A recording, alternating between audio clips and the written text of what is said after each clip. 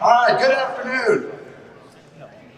Try that again, good afternoon. I don't know where I am. Okay, so we always have to be ready to adapt, improvise, and overcome. Thanks for joining us this afternoon. With so many, we had to move over to another room. How many of you were just in the previous session with Jonathan Asani? And he talked a little bit about hazard perception training and testing, which to me is a vital function of what we need to be doing with our team.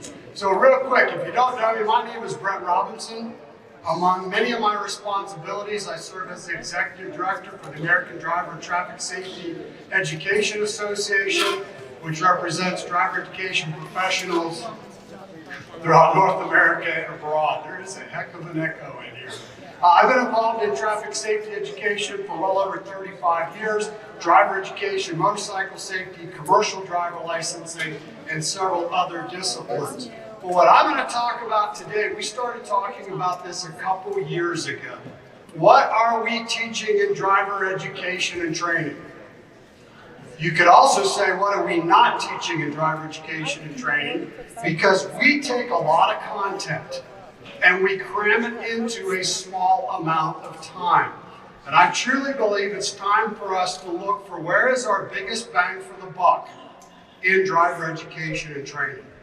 What are we spending too much time on that we could address through other modalities, and what could we spend more time on while we have them in the classroom and while we have them in the car? That really is the theme of this particular presentation, and it's about developing critical life-saving skills.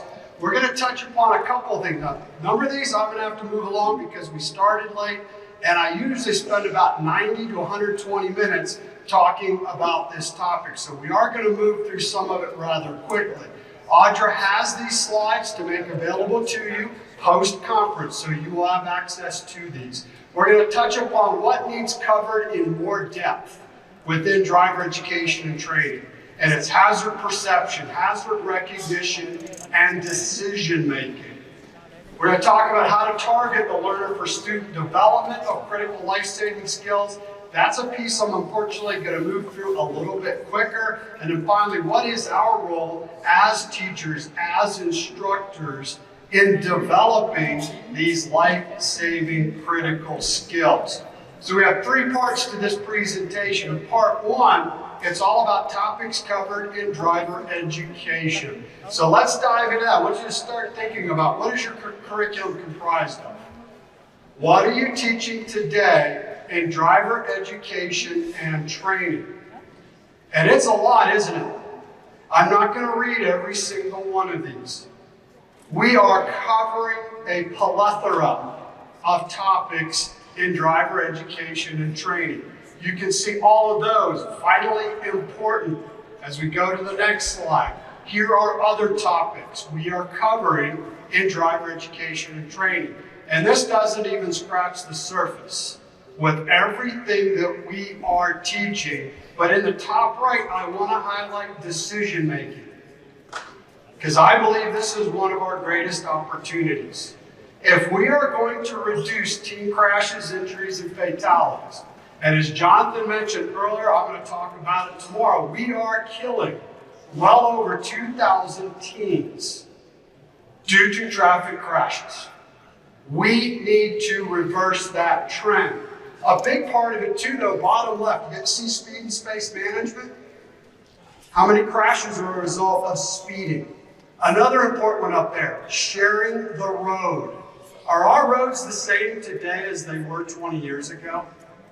Not even close. Look at all of the users that are now occupying our roadways. How many of us have been involved in teaching driver education for 20 years? 20 years or more, okay? 30 years or more? We have seen a lot of changes in the decades of teaching driver education and training. Our environment is far more complex and dynamic than it was 10 years ago.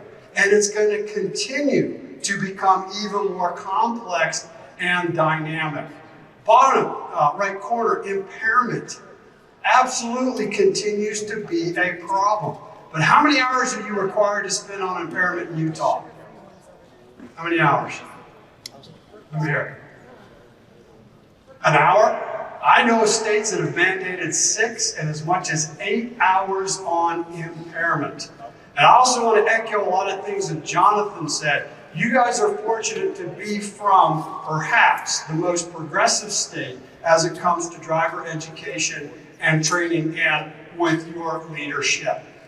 Hey, the next one I'm going to go to, special topics. Do you guys have any of these? Nationally, this is a scary trend we have. Most recent, I think, was the state of Texas now requires voter safety to be a part of the 30 and 6 program. So we're starting to see legislatures throw topics into driver education and training that doesn't even belong there. Hunter safety, what does that have to do with driver education and training? Now what I want to do is I want to gather your thoughts. I'm not sure how to do this in a room this big, so maybe I'm just going to have you guys think to yourself. And that's what I want to do is a lot of reflection here. Think about what are you doing today? And the first thing is what topics are covered in too much detail in driver education. Let's just think about a couple.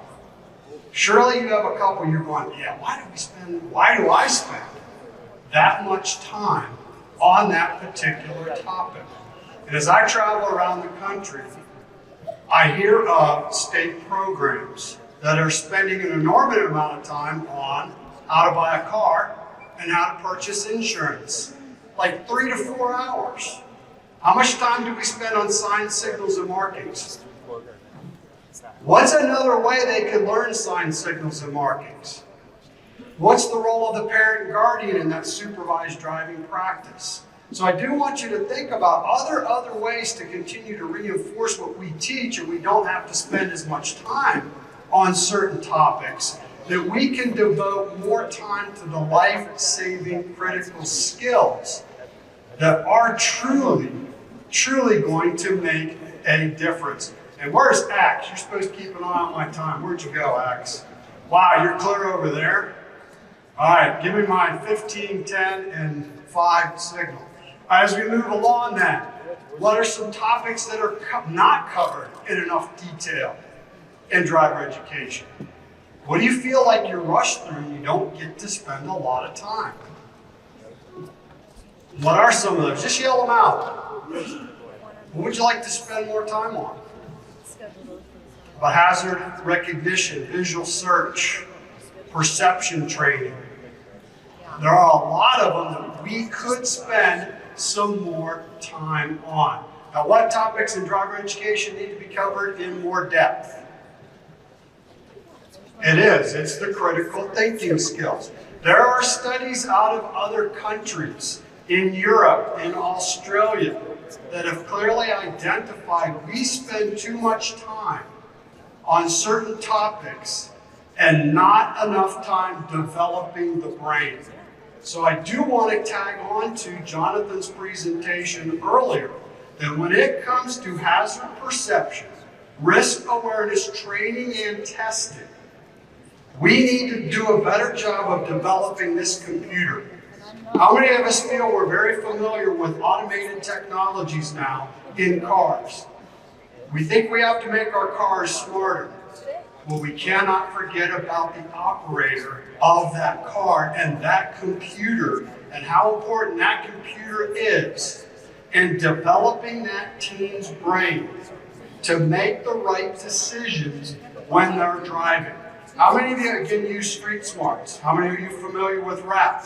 How many of you use the AAA How to Drive 15th edition? Because it has a lot of that integrated within it. And I believe it does a great job of teaching searching skills, identification skills, and prediction a little bit. But they don't go far enough, in my opinion, in developing the decision-making skills. And how do I go about executing those skills in order to mitigate or minimize the risks that I am exposed to? And how many risks are out there in driving right now? You go out here, just drive down the block several blocks, and you're going to encounter more risks than we did 10, 20, or 30 years ago. So, what are some critical life-saving skills we need to teach in driver education? And I have, so far, focused mostly on the decision-making, but what are some others? What else do we need to spend more time on that will truly save lives? I mean, if you, right away, that'll absolutely lead to a crash. Intersections, anything that has anything to do with any intersecting point. I mean, do you feel like you spend enough time on sharing the road? Do you feel like you spend too much time on sharing the road with other users? Because sometimes we do. We have to find those fine balances on what we teach so that we can fit everything in the hours that have been devoted to teaching driver education and training. I'm going to touch upon a couple of those. And I want you to think about, what are you currently teaching? And are you doing enough in what you're teaching and what can truly save lives, and not just the team? Tomorrow I'm going to present again, and I am going to show you guys an interesting statistic. The teens are now killing more people outside of their car than in their own car. Teens aren't just killing teens. So the sharing the road element is extremely important. And I'm not going to go through every single one, but pedestrian and bicyclist crashes. Are those on the rise in Utah? They're on the rise everywhere else. And it's not just us or our teens. We also have an educational problem with pedestrians and bicyclists, and I know many of us are involved in that activity here at this conference. But pedestrian and bicyclist safety is so important. Crosswalks, curriculum does a good job of covering pedestrian and bicyclist safety, but sharing the road is not just about bicyclists and pedestrians. Do you guys know the term micromobility? It's becoming a more common term. All these little gadgets that people are scooting around on now, scooters, skateboards, e-bikes, those are becoming a serious problem, and we need to prepare our teens in those areas. And then, who else are we sharing the road with? We had a session this morning on motorcycles. We have commercial vehicles. There are lots of others that we share the road with. Now, I'm from a small town. I don't get to see a train too often. Well, I got to see a train this morning. Well, that is another critical element in sharing the road. How well does your curriculum cover these topics? Is the echo driving you guys nuts too? Can we do something about that echo? Is it just, it's just a very big room. Okay, it's a big room. Let's keep going. Speed space management. I think this is one of our greatest opportunities. And as I travel the country, as I look at curricula, I watch instructors, teachers teach, we tend to just skim through speed and space management.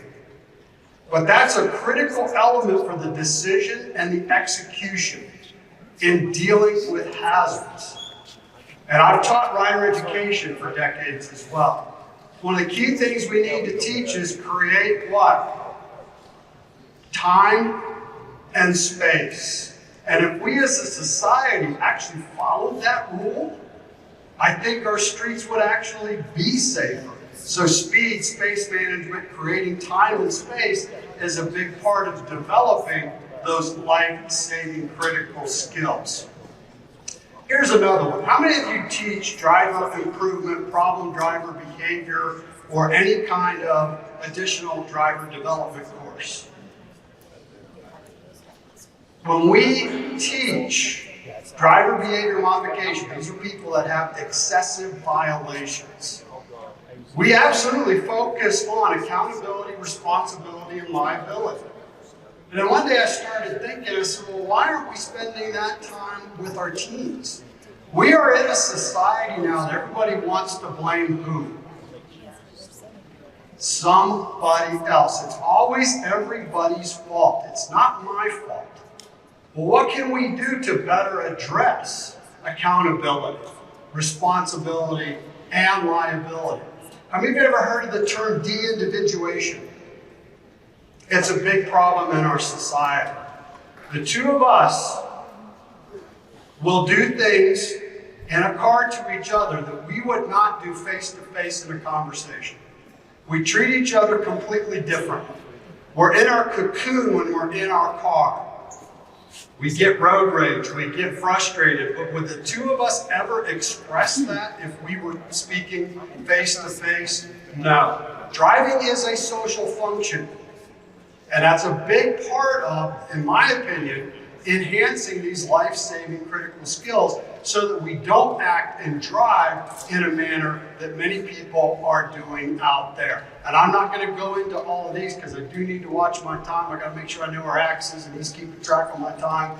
But accountability, responsibility, and liability, I think, is a great opportunity for us in enhancing what we teach our teens. Because I think they grow up in households where they do see their parent or guardian putting the blame on somebody else. How many of us really step up nowadays and go, yeah, that was my fault.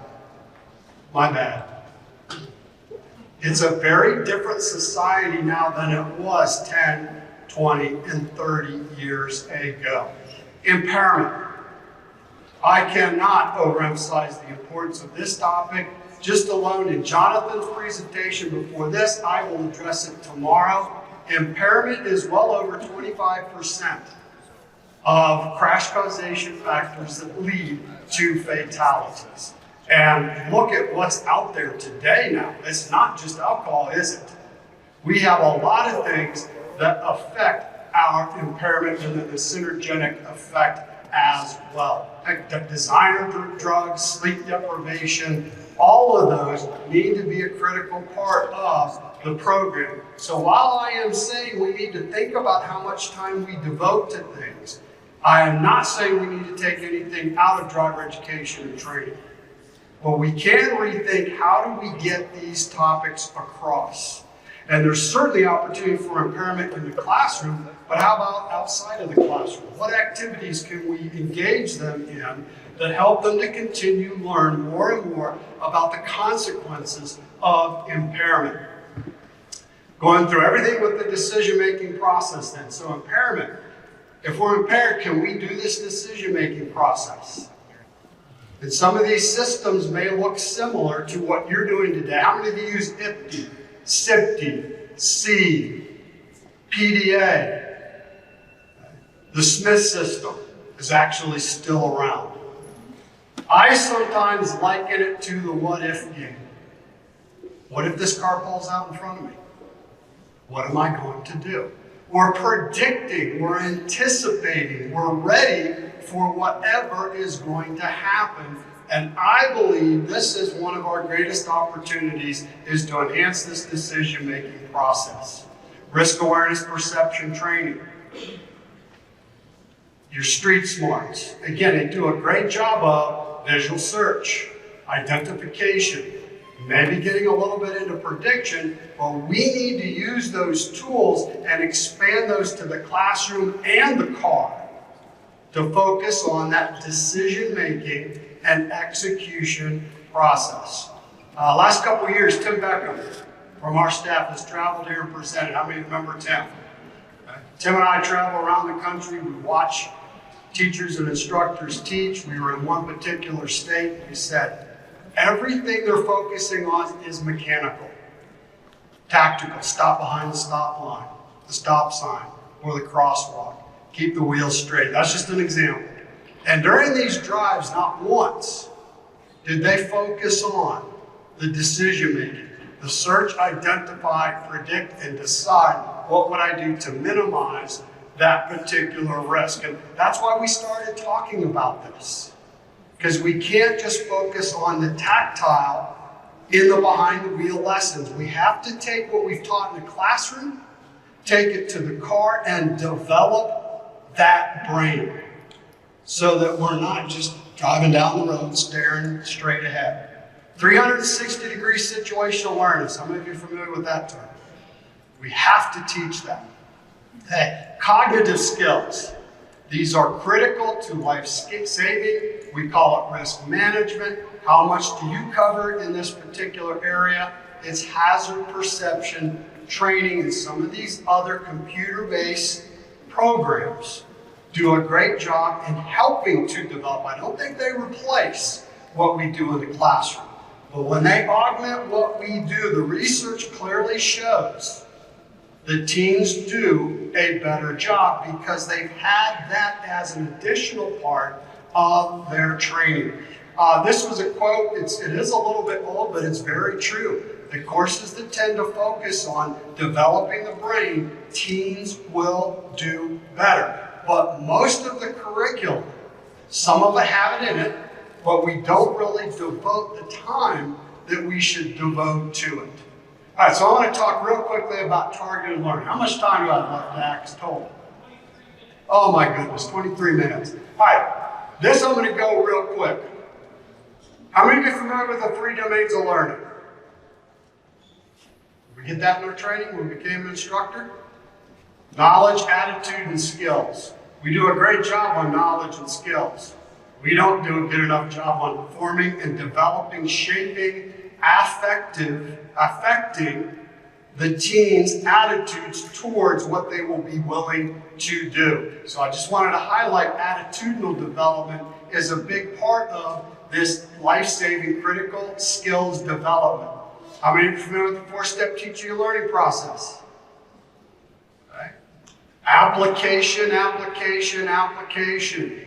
Jonathan just spent a lot of time talking about evaluation are so important.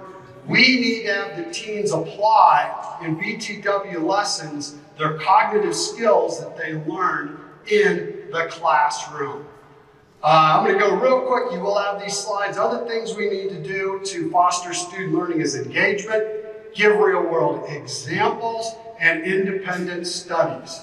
How many of you have gone out and shot local driving scenes? Because I'm going to show you a couple here in just a minute. Go out and film some of your local roads. Show them in the classroom. Let them experience that environment. Have them go through the decision-making process before you ever even go to your BTW lessons, because this is critical. As we travel around the country, we look at programs. We don't do a good job of linking the classroom to BTW lessons. BTW lessons are an extension of that classroom. It's concurrent. We're learning in the classroom, we're taking it outside into the vehicle, and we're putting it to use. How many of you only teach BTW lessons? Anybody just a BTW teacher? Okay, what's going on in the classrooms they're going through? A lot of times instructors or teachers will go, well, I don't know, I haven't sat in on a class in a long time. Go sit in on a class. This linking is so important. So where I'm going next is coaching. I don't have much time left. But coaching is a big part of what we do in BTW lessons, and coaching helps us to build those mental skills, those cognitive skills that our teens so need. Okay. It helps to establish self-situational awareness of the teens. So they have that 360-degree situational awareness, awareness of inner and outer factors, a sense of responsibility and consequences. What could happen if they don't go through this decision-making process, and helps to develop self-confidence. So the next big thing I want to talk about is what do we do in the car? And it comes down to coaching.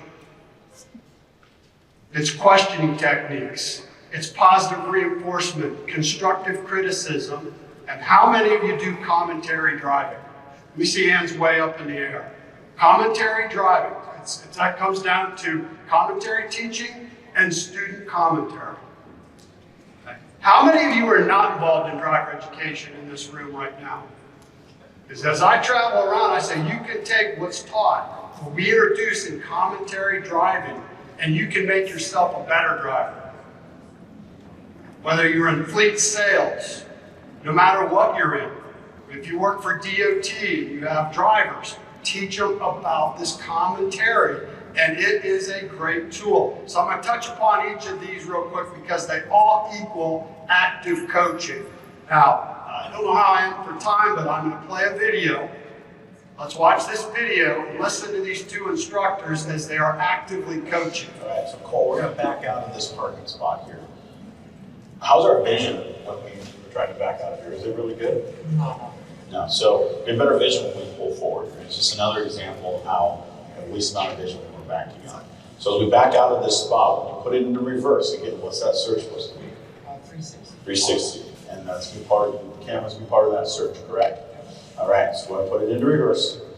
Now we're going to do our search, make sure it's good. And there you go, there's our rear cross traffic alert. Warns us there, so it's another warning, but we're not going to rely on it. Still searching, we hear the beep and we know that we need to be stopping, okay? All right, so is it looking good right now? Yep. All right, so our back out, keep searching, make sure you're looking in the mirrors and the camera. Don't forget about this one either. And when our mirrors line up with the tail end of the car, go ahead and start the turn so we know we're not going to hit the front of our car with that car. And only back up as much as is needed. There you go. Drive forward as much as possible. And there it is. Nice job. So we want to continue to scan the intersection. When the light turns green for us, do we know that the other cars will stop? We do not.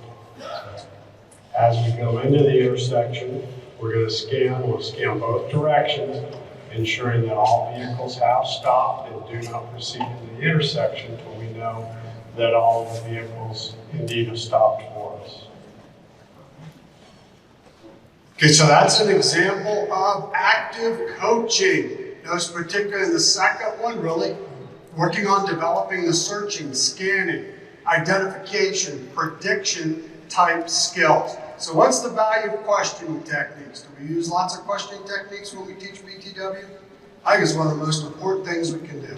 It's a great way to engage the observing drivers as well, observing students. But do we ask the right questions? That's another question. How many of you constantly ask the why question? They say, I'm going to do this. Well, why did you make that decision? Those why questions can be so important. It's an opportunity for us to constantly assess and evaluate our teen drivers as well. I'm not going to go into great details here because we do have a few others to go to, but let's watch a quick video on some questioning techniques in the vehicle during a BTW lesson. Okay, in particular, what is a big hazard that we're dealing with today, Cole? Yes, Mother Nature gave us some snow this morning. Which our minimum following distance be? 3 or 4 seconds. Good. Now, what's our speed limit? Good at 35, so look at all our signs. What kind of hazards do you see ahead? Crosswalk. Ah, good. Do like one out there. Right. Okay, what can you tell me about the view ahead? Very limited. Okay, why is it limited? Yeah. So there's a hill crest and at the same time, a what? Yeah, an intersection. So good. You reduced your speed. Be ready for whatever may happen. Be ready to respond. Okay, so the main focus there was working on the identification. Eventually, then we go in with questions that work on the decision making. Whether you use IPTI, SIPTI, C, or whatever system during certain parts of the drive, you can focus on whatever piece of that model you are trying to develop. Okay, positive reinforcement. This is also another one as we travel around it. We don't do a very good job of this, do we? We're very good at doing what? Being a critic, telling them what they have done wrong. But God, we have to be just as centered or focused on positive reinforcement, particularly if they've been doing it poorly and then all of a sudden that light bulb turns on and they get it. We got to get excited. We have to give them that praise when they do something well so that it continues to lead to a repeat in positive behavior. I'm going to go ahead and, I think we're all right. Let's watch this one real quick. And positive reinforcement. Just it over to the right. There's a little more space between you and that left turning vehicle. We were caution coming up too. Good. So you're looking about how far ahead? As far as I can. As far as you can, about 10, 15 seconds. Continue to check your surroundings, look as far as you can. Curse to the right. Just make sure you don't run out in front of you. Good. We'll see as predicted. All right, so that's positive reinforcement. Then constructive criticism. Another great tool in our arsenal. I actually like to call it coaching by correction. I like that term a little bit better. We're just correcting some of the things that they do. To me, it's focusing on the how to do it better next time. You can't just tell me that was terrible. That was all wrong. Well, why'd you do it that way? Again, being constructive is important, but point out the problem in a positive way. Work on developing. Don't give them too much at one time, because I think that's one of the things we tend to do in coaching is overload or even to overcoach. Sometimes we overcoach our students as well. And then when they do perform well, after they've been having difficulties, that's where we need to get excited about it. So providing constructive criticism, never be harsh. Don't be too quick to step in. Avoid overcoaching. All right, so let's go to constructive criticism or coaching by correction. This is a short little video as well, because then we're going to get into commentary. Pedestrian? Not now. No, they are probably getting ready to cross the street. So that's one of the challenges sometimes when you're too close to a vehicle in front of you. Let's move your hands up just a little, right there. That was a real short one. Now we're going to go into, both of them are absolutely critical. They're ongoing. We never stop. Yeah, first drives, we'll have more constructive criticism. We're coaching by correction. Then we do positive reinforcement. But eventually, that flip-flops. As they progress through, we move more and more to positive. It should be throughout the process. So where I want to go is with commentary teaching techniques. A tremendous tool in our tool bag, in our arsenal. Again, let me see a show of hands. How many of you use commentary teaching and student commentary on your drives? Boy, if I come back, I want to see a lot more hands in the air if I talk about that in the future. I strongly encourage you to use this.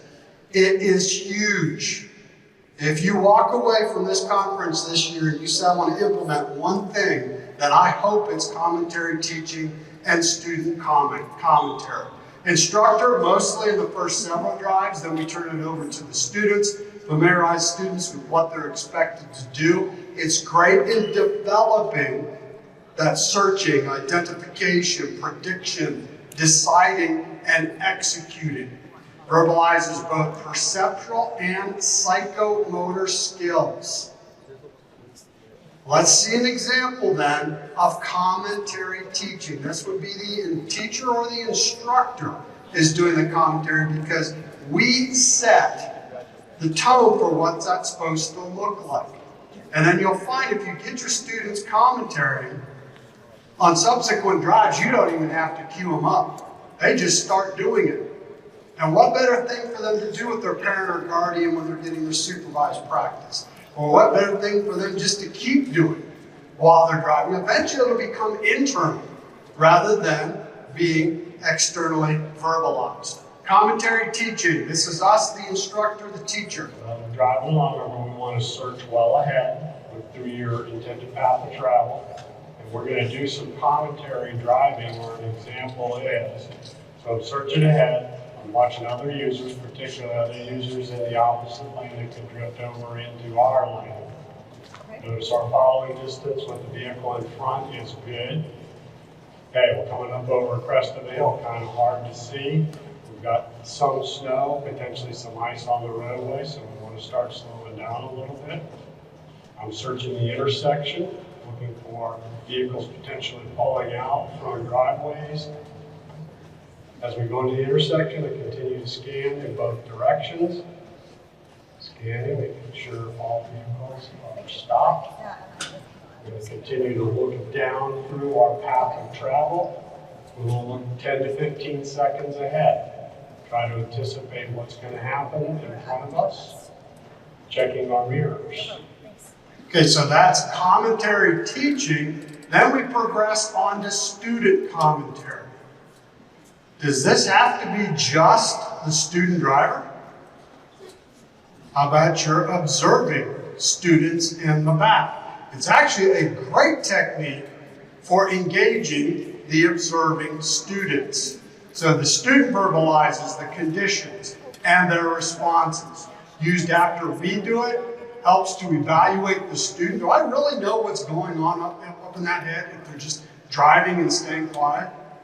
What a tremendous opportunity to assess and evaluate what your students are thinking. Yes, question. They're not going to hear it. Through the class, I took just about this training, the behind the wheels training through the U. They had 2-hour training on this, and they said that it could also help parents be more comfortable driving. I don't know if you were a part of that or heard about it, but some parents are really apprehensive to have their kids driving. So what they said that even have the parents drive first, and then have the students kind of tell them where to drive, so that when they get in the driver's seat and they start talking, then the parents are not as apprehensive because they know what the student's thinking and doing. Absolutely, and I encourage you to introduce this in your parent-guardian seminars. I think it should be a part of any parent-guardian workbook for the supervised driving practice, and it does help parents and guardians to feel more comfortable. Also helps them to actually be able to assess and evaluate their teens better. All right, so helps to evaluate students, demonstrate student awareness, perception throughout the process. Student reads the traffic out loud. And again, I'm going to say, all of us could improve what we do in our own decision-making model if we just went out and did this. So when you're driving home tonight, I'm going to give you a homework assignment. I want you to commentary. I want you to commentary as you drive. Let's look at an example of Cole as he does the commentary now. Alright, so I'm looking up ahead, checking my mirrors too, car behind me. And I keep switching between up ahead and my mirrors. This car going out in front of me, stopping up. I keep checking my surroundings here. There's a lot of different businesses and restaurants that people can pull out from. And keep an eye on all those. I'm watching the car in the other lane. Continue to check all my surroundings. Very good, keep going. You do have to encourage him at first. What kind of environment are we coming into here? College campus. So we can definitely anticipate what type of user, roadway user. Yep. Good job. Okay, so that is student commentary. The next drive, I didn't even have to tell Cole to do the commentary. He just got in and started doing it. It takes some work at first, and you do have to coach them and encourage them to fall back into that commentary verbalization of what it is they're seeing, what are they predicting, and what are they going to decide to do. Both these commentaries are so important to the training process. So again, if you learn one thing here, if you take one thing and put it to practice, I'm going to beg and plead that it's commentary teaching and student commentary, If you haven't been using it, you're going to go, why have I not been using this? It is a tremendous, tremendous tool. So you guys ready? You get to do it now. I want to hear you. You are going to commentary this driving scene. We are in a downtown environment. I want you to get your hands up, put your hands in the right position, pretend like you have a paper plate, and I want you to commentary this out loud. I want to hear you. Oh, there we go. You see? Side view.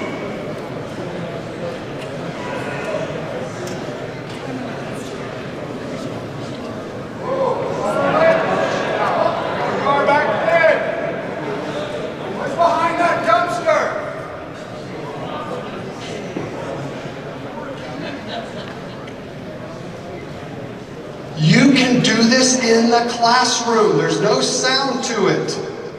Have them do it. How many of you teach virtually? We teach it virtually still? In the virtual world, the student is immersed in their computer screen or their tablet, and this is almost gamification. And they're putting it to practice, deliberate practice, which I'll refer to tomorrow, in teaching these perceptual and decision-making skills.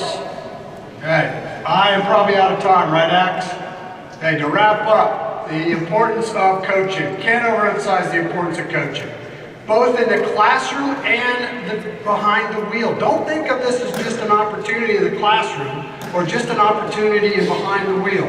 They absolutely go together. Okay, creating effective BTW lessons. So to summarize, all 5 of those things that I just talked about, and immediate feedback throughout the entire process. Sometimes we're too delayed in the feedback that we give them, but particularly student commentary gives me an opportunity to give that immediate feedback. To wrap up, this will be your homework assignment. Get the slides from Audra, and it's what's our role in developing critical skills. We play a huge role in developing these cognitive mental skills. Knowing the objectives, the lesson plans, learning activities, ample practice, and evaluate learners fairly.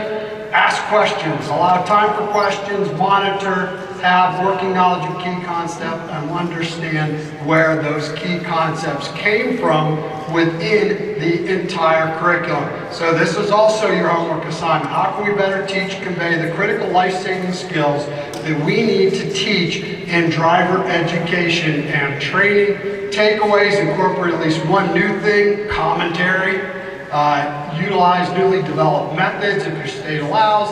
Enhance assessments. Jonathan talked about that earlier. Enhance your assessment. But it doesn't always have to be that formal. Think about your assessments throughout and what you can do better with your assessments throughout. And at the bottom, a better balance of time allocations related to specific driver education curriculum topics. What do we cover too much in too much detail? What do we not? And I truly believe we don't spend enough time on the decision-making skills. There is my contact information, and thank you.